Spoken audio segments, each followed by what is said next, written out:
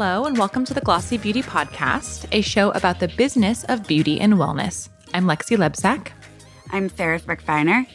In a little bit, you're going to hear my interview with L'Oréal Paris USA brand president Laura Branik about L'Oréal Paris's partnership with the Devil Wears Prada 2, which includes media campaigns and in-movie product placement, plus her thoughts more broadly on where film and television fall into L'Oréal's overall partnership strategies.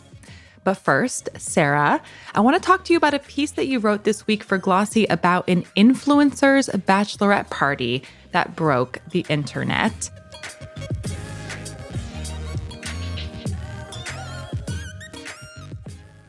What is Swan Beauty? I don't think I've heard of this brand before. Yeah, so Swan Beauty launched in January.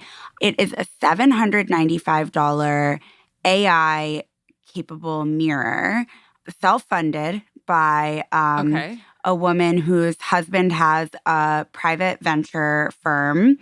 And that private venture firm was the family office that purchased Costbar back in September.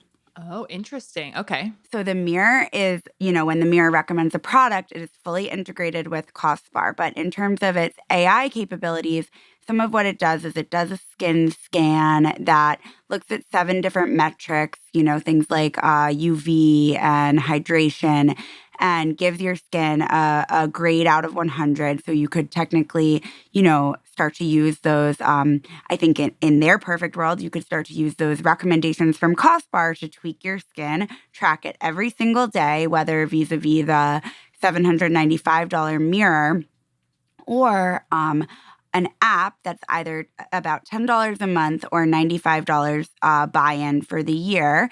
And you can track your skin, day in, day out, tweak your routine, track your routine. And then another thing that's interesting is they partnered with makeup artists, a couple celebrity makeup artists like Fiona Stiles, and they have step-by-step, it sort of does an overlay on your face. I've not gotten to play around with this feature yet. I did the skin scan. I'm excited to check out the makeup because you can do all of this just on the app. You don't have to buy the mirror to use these AI features, and it will Yeah, and it will overlay the step-by-step and sort of show you where on your face What? Yeah, it's like paint by numbers, like when we're a child, like highlight here, and it highlights it for you. That's my understanding. Well, you do it, but you have a guide.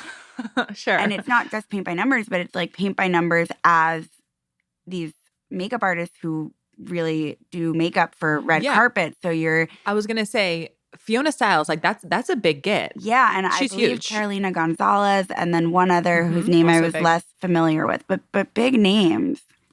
Okay, so we have this new launch. They've obviously broken through the noise online because we're talking about them in only a few months. What was this big, can we call it a PR stunt, this bachelorette party? How do you describe it? Yeah, gosh, I'm trying to think now, how would I encapsulate it in 2 words or whatever. Yeah, I think it definitely is to a certain extent stunt marketing. So they launched in January. I think they did, a small number of seating. I think obviously when you're dealing with a costlier product, it's not like a face mist where you're sending out thousands and thousands and It's sort of just throwing things at the wall and seeing what sticks. So they sort of did think of this as, okay, we've been almost in a beta mode, so to speak, and they had connected with Bridget Fulong. I'm not entirely sure the pronunciation of her last name, but she is better known as Acquired Style. She has, off the top of my head, not even looking at the numbers in my own story, around 1.7 million followers on TikTok. And before the weekend started, she had just under 1 million on Instagram. Over the course of her bachelorette, she hit 1 million. And on Thursday, I was writing my newsletter. And, every time that I would take a break, look at my phone, open Instagram, I was seeing more and more content. She had other big creators on this trip with her, Lauren Wolf, Kit Keenan, and they were on a private jet, which, as it turns out, the Mitchell family owns. And this was not just any private jet. This was a private jet with more than one bedroom. And it was, and it was outfitted with pillows that said Swan Beauty. And so you're starting to see this conversation bubble up of people online being like, what is this brand? And how do they have the money for this? Now, of course, at least to a certain extent, that is answered by, okay, they own the jet. That cuts some costs of chartering a jet. And so by Thursday night, I reached out and I was like, I need to talk to this founder. And then I can't even explain to you. I mean, over the course of the weekend, I must have seen hundreds of videos. Wow. Commenting, hundreds, on just every element of this. The gift bags, the outfits they were wearing, comments about the comments. So people being like, Okay. yeah, like, I get it. Like it was just like, yes, like that level of noise and feedback. And is this the future of the creator economy? And if this is her bachelorette, who's sponsoring her wedding? And then, of course, kind of social criticism, so societal criticism of that, because what does it mean to have a sponsored wedding? Yeah. Wow. So what do you think sort of helped this to sort of capture all the attention? Is it that it was wedding content? And like, I mean, I've never seen a basically brand trip bachelorette party. I've never seen anything like that before. Yeah, I think, and it's funny because I think I think in some ways, because I was seeing the podcast The Toast, they talked about it, and I don't listen to that podcast, but I saw a clip, and she basically said her bachelorette was also sponsored.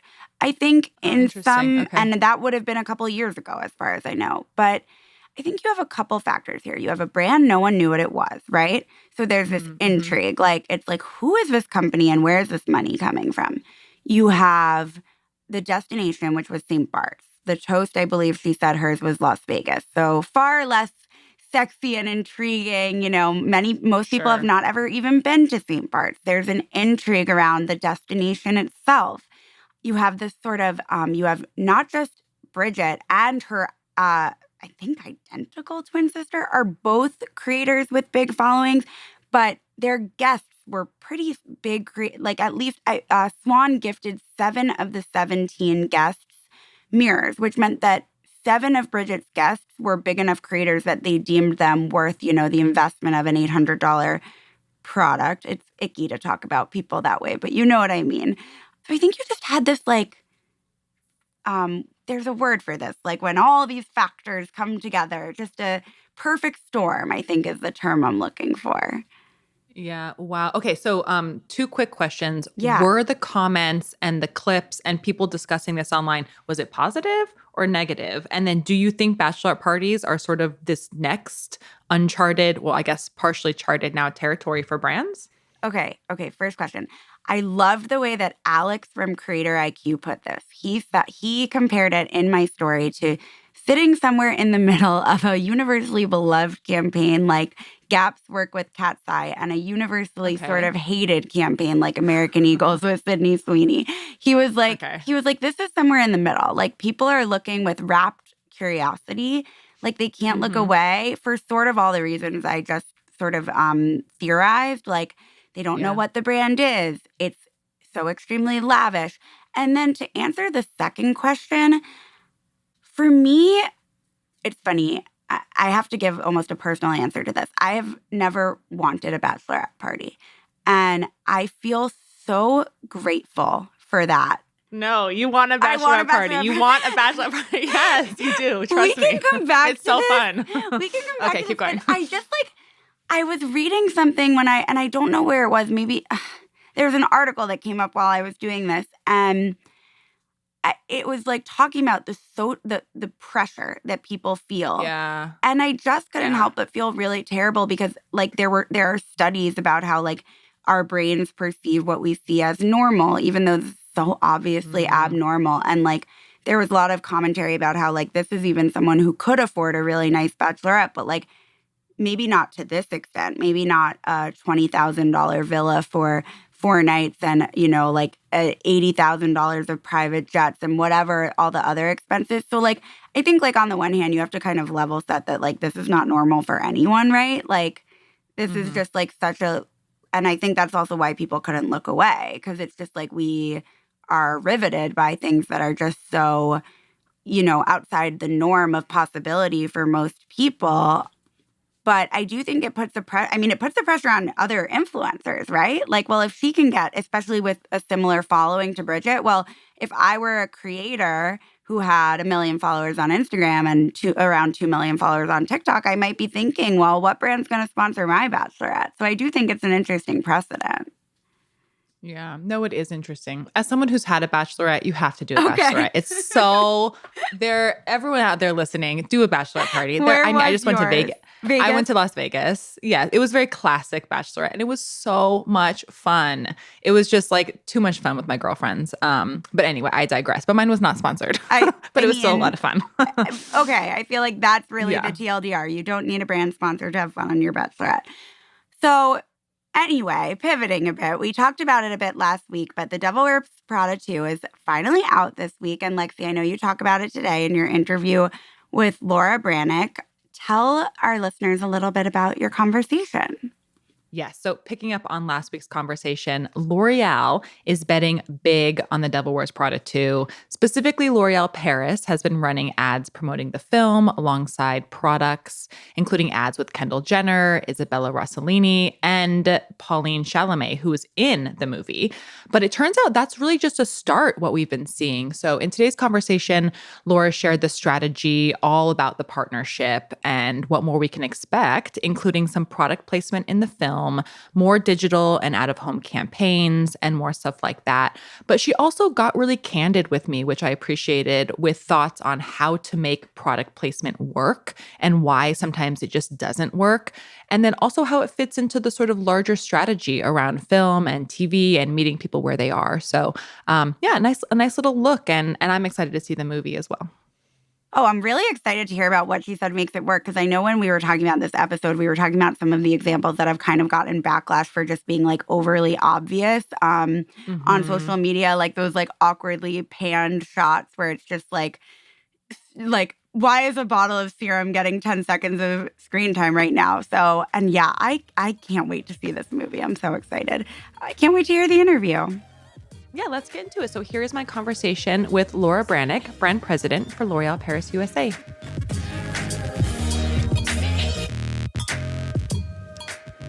Laura, welcome to the Glossy Beauty Podcast. I'm so happy to have you here. Thank you. Such a pleasure to be here. Yes. Well, you've been at L'Oreal a really long time, 18 years in total. I think I added up from LinkedIn. And the last year and some change, you've been at L'Oreal Paris USA as brand president. When you went into that role, what was your sort of vision for the brand? Wow. I mean, when I went into this role about a year ago, I think my vision is to bring this beautiful brand alive in the US. It's such an honor to work on a brand that has such a strong history and such a deep mission, which goes beyond just selling beauty products, but truly uplifting women and improving their role in society. And I think that is such a meaningful mission. And my vision is to bring this fully to life in the US and make all American women feel like they're worth it. I love that. And you moved to New York for the role as well. How has that been going? Oh, it's been a pleasure. I have to say, I absolutely love New York. I love the vibe of the city. I love the diversity of the city. And luckily also my husband and my kids absolutely love it. So it has been a great move. And I have a great team, so it made it super easy for me. No, well, you're living the dream right now. And we're going to talk about Devil Wears Prada 2, which I know me and all other millennials are very excited about. Did you end up seeing it at the premiere? My team went to the premiere. I will see it in a few days, in 2 days. Okay. And wonderful. I can't wait. Yeah. Well, I'm curious, overall, where does film and TV sort of fit into your partnership strategy? Film and TV, I would say, as part of pop culture, really fits into, it's not necessarily film and TV, it's more the intellectual property that is, for example, Devil Wears Prada, that has very similar values than L'Oreal Paris, that fit perfectly into our partnership strategy by combining two intellectual properties with that have the same type of values in finding your voice, uplifting women, and also, feeling empowered. And that fit very well for us. So using film and TV to tell a story, to connect to culture, that was the purpose of this partnership. So let's get right into the good stuff here, because I have not seen the movie yet. But is there product in the film? Like, how does that show up? That will be a surprise. Oh, but no. But the most important thing, I think most importantly for us, honestly, it goes beyond product. This partnership is more than product. It was about telling the story and with a bit of wit, but at the same time, in a very empowering way, and using the cultural moment of Devil Wears Prada to tell a product story, but also tell the L'Oréal Paris story. So you will see a lot of co-marketing. You will see a full 360 that goes way beyond product. But for me, the most important thing, and I think that's really a big message, it's, yes, product placement is one strategy, but this strategy is not about product placement. It truly is about connecting the intellectual properties, using this big cultural moment that goes way beyond product placement. It's a true 360 co-marketing campaign that has an experience part of it, like influencer, like eventing, and the premiere. We sponsored the premiere. We have we have viewing parties. We have a whole ecosystem around it. And even I don't know if you have seen already our ad, our Devil Wears Prada ad with L'Oréal Paris with Kendall, Jenna, and Simone. Yes, of course. Ashley, yes. So it's more about the whole ecosystem than just the product, if that makes sense. Sure. That makes sense. It's the first time we're doing something so big. We have done product integrations before, but this is a whole new level for us. Okay. Why do you think Devil Wears Prada was sort of the right opportunity to take this up a notch and to do something you've never done before? I think just because first it's super hot and super in the moment. And at the same time, beyond just pop culture, it has these deep values of finding your voice. If you feel beautiful, you feel unstoppable, which is very L'Oréal Paris.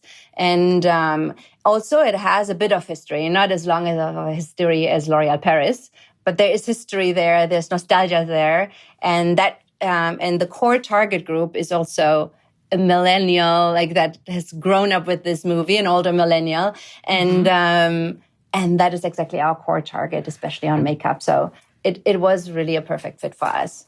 Mm-hmm. Okay, walk me through the whole 360 of where consumers are going to see L'Oréal and Devil Wears Prada 2 together. We started even way before the launch of the movie, which was at this year's Oscars in March, where we aired our ad right after the trailer. And it was a huge, huge success and a huge buzz that started. We also dropped it in social that night, and we had more than 7 billion impressions in one night.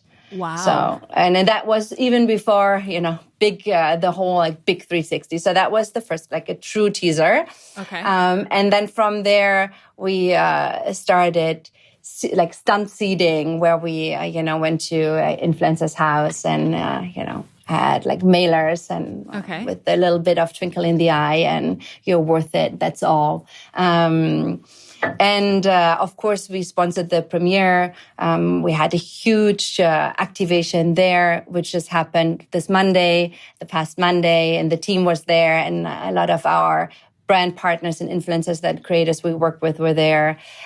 So this was just the start. Then there will be, of course, an out-of-home experience where you can discover, of course, our brand, but also our product, and in connection with Devil Wears Prada.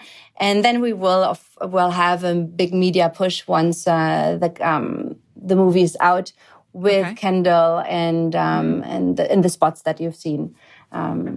That will be then all over social media.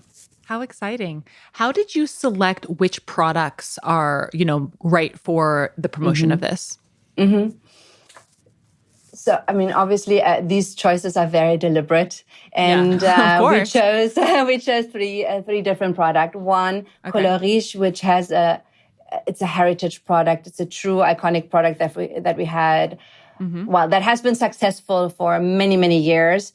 So that's number one. The lipstick. The lipstick, Color Riche lipstick, correct. Perfect. So that was the one Kendall was putting on in the Oscars commercial. Absolutely. And that's a true iconic product. It is one of the best sellers around the globe, not only in the US, has been for many, many years.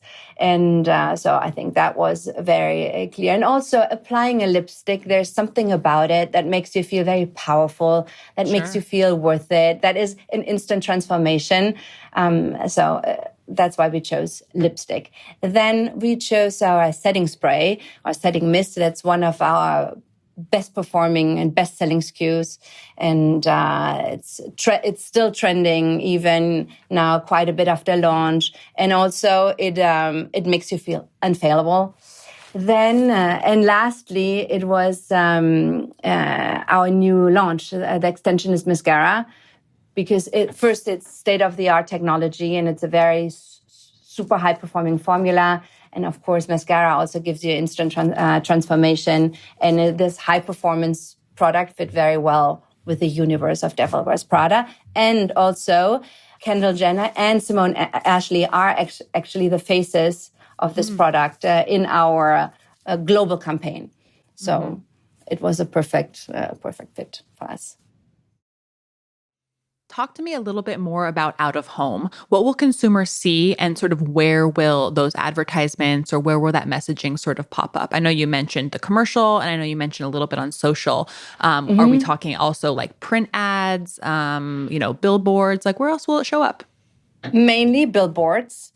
Because the visuals are so impactful. We have a big candle. Obviously, we have a big worth it. That's all. You're worth it. That's all. We were playing also with the key visual of Devil Wears Prada while having also our Color Riche as a lipstick as a key visual. So it's a true storytelling of out of home. It's not just one image that you will see, but you will see a sequence of different images. I'm curious, if this goes well, do you feel like L'Oréal Paris USA will go into, more kind of film partnerships like this in the future? Or was this sort of like so special that it's a one-off? I think it's of course, we will see how this goes, but we can already tell that it will be super successful because the consumer feedback is amazing. The engagement and direction is amazing. Even the organic impressions that we are getting. So I feel very confident about this. So I think there will be other opportunities, but we will be selective. It's not something that we will do nonstop. It has to be the right match, both in terms of cultural relevance, but also in terms of values, so that there's a deeper storytelling. But I can totally see that being the kickoff of a bigger part of our strategy. I want to talk a little bit more about the product in the film. I'm curious, I know you're not going to share a lot of details until after the movie's out, which is fair. I'm curious, is there a storyline integration with the products or do they sort of just pop up? In the movie, in general, the strategy is much more product placement. And the storyline happens more than in the surround sound. Okay. So, yes, in these type of movies, the idea is not to construct it around the product, but make the product seamlessly fit into the movie. That is more the strategy in the movie. And I think that's also what consumers perceive as more natural and more authentic. And authenticity and having an authentic voice is super important for us because otherwise it doesn't feel right and doesn't feel seamless. But then we have the opportunity outside of the movie to really do the storytelling, really constructed around the product and the product in the center of it and use the tone of voice of the IP really to tell the story about the product. Sure. Yeah, I mean, I think you bring up a really great point where it is challenging to do product placement nowadays, right? Especially like we see examples in the past with, Mean Girls and Elf or Nobody Wants This and Estee Lauder. And consumers really spoke up after and they did not like it.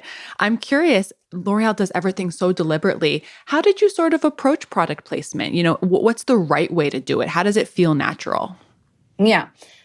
And I guess that's, for me, what I just said is, for me, the recipe. I think the role of a movie is not to promote a product. If there's a natural fit that is very authentic and that feels natural to the storytelling, then I'm not obsessed about placing my product in a movie. Honestly, I think if there's a fit, great.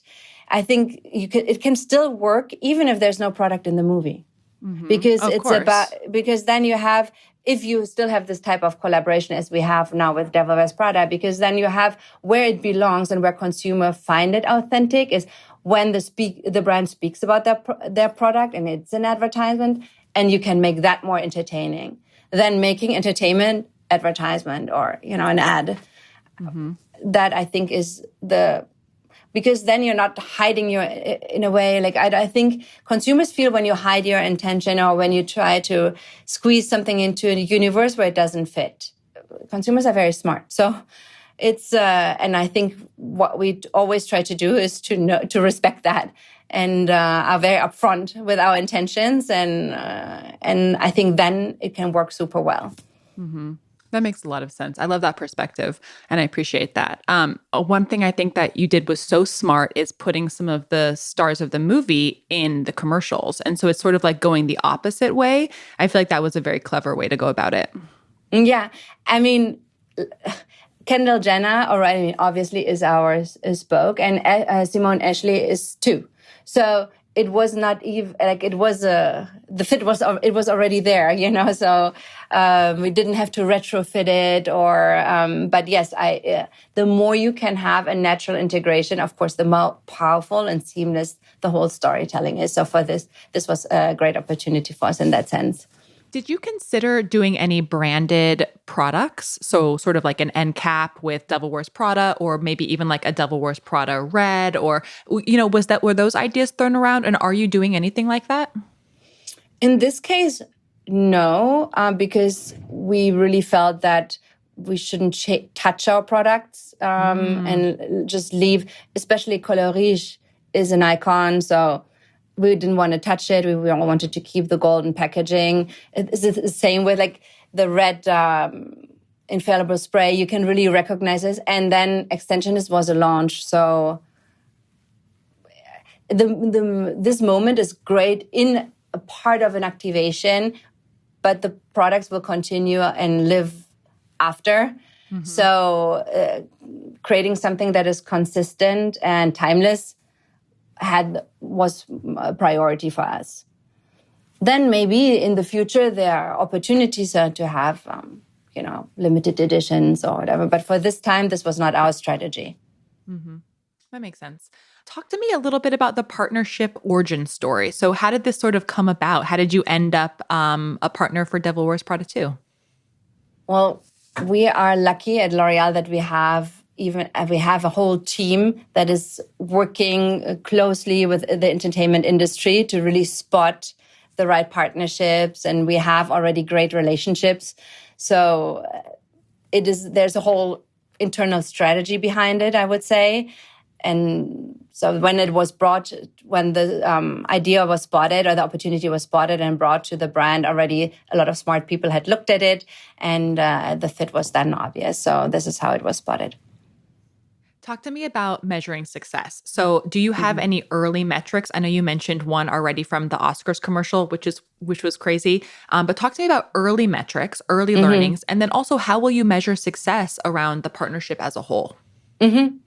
For me, the most important measurement in this context is the consumer sentiment and how consumers react to this partnership and to our ads and to the natural fit and authenticity. Because as you said, like it can, if it's not well done, it can be polarizing. So for us, seeing the positive comments, the rate of engagement and mentions, and even like how proud like people were to share it, who worked on it as well, and even Kendall and Kris Jenner shared it.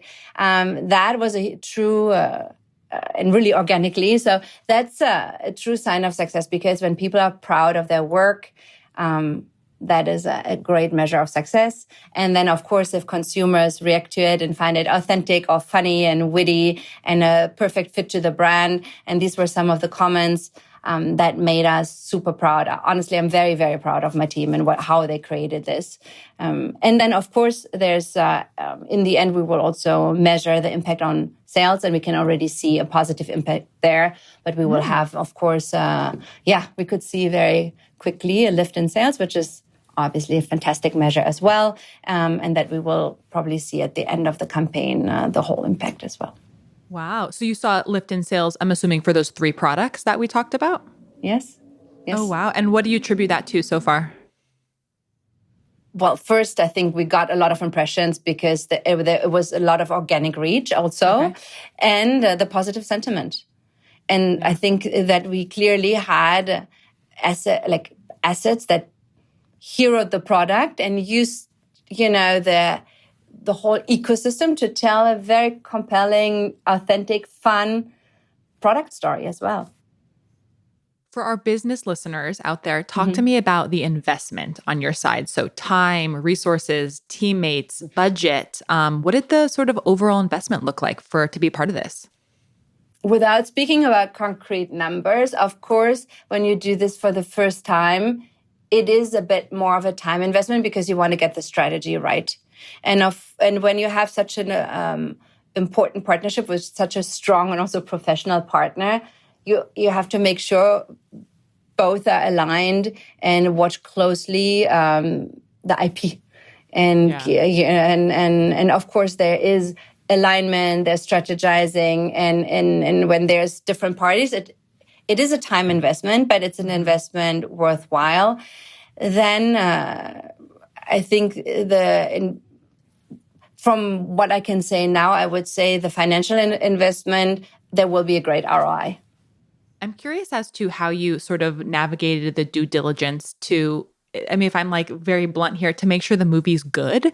I mean, obviously they have the same writer, same director, so it's probably going to be very good, but curious as to sort of, did you guys see the script before? How did you know it was going to be a big thing and good? So I think first, no, we did not see the script. Then the essence of the story, and I think I come back to having fit in values. The essence of the story is beyond just fashion and pop culture. And so was the first movie. It's a character development, is feeling empowered, finding your voice. Of course, then it's in the same world that we are in. Beauty and fashion are very connected in terms of universe. But I think that's what you can, that is your due diligence. I think in the end, then of course, and then there was a lot of excitement. The first movie is a true cult classic. So in the end, the probability of success is very high. Sure. And that's how I approach it. But for me, the most important thing is, more than the commercial success of the movie, is how it fits and how we can use the story to tell another story. Yeah, a fair amount of trust there. I'm sure this is going to be great, though. I mean, I got tickets and I couldn't even get the first week, so I'm excited for it. And then in between, you see, of course, certain measures of success. You see when the first trailer hit, how many views it had just within 24 hours. I mean, there are KPIs you can look at to just get a sense of how people will react. You know, when they first announced the movie, that there will be a movie, like what is the consumer sentiment? These are all things that we can measure and follow. Mm-hmm. Talk to me about the timeline. When did you guys sign on to be a partner? Because the Oscars commercial happened quite a few months ago now. Yes. I mean, it has been probably more than 8 months. Like, it's a good time off in advance. Like, probably a year in advance, you make the decision, and then it's quite a period of planning, I would say. Sure. Probably 6 to 8 months in advance when you really start to work on the strategy, the creative, and the planning. Mm-hmm. Exciting. Well, congratulations. I know a lot of hard work went into this. Thank you. It was a true team effort. I'm very proud of my team, I have to say. A lot of brilliant minds, true collective intelligence. Yeah, very exciting. Well, we'll be watching along. I'm going to let you go here, but talk to me about sort of anything new coming up. Is there anything you can tease for our business listeners for 2026 or 2027? Anything you want to talk about? I mean, I think you will see a lot of new products coming out. Great. Innovation is in the core of what we do. So there will be a lot of amazing innovation. Also for really honoring our core consumer, who's an older millennial and Gen X, I would say. Then you will see that we will tell our brand story more and more, because I truly believe it makes a difference when you do. We sell more than just beauty products. We have a mission to uplift women and empower them. And you will see that we speak more about that as well. Exciting. Well, Laura, congratulations on the first year over at L'Oréal Paris USA as brand president. Thank you so much for coming on the show. Thank you so much. Thank you.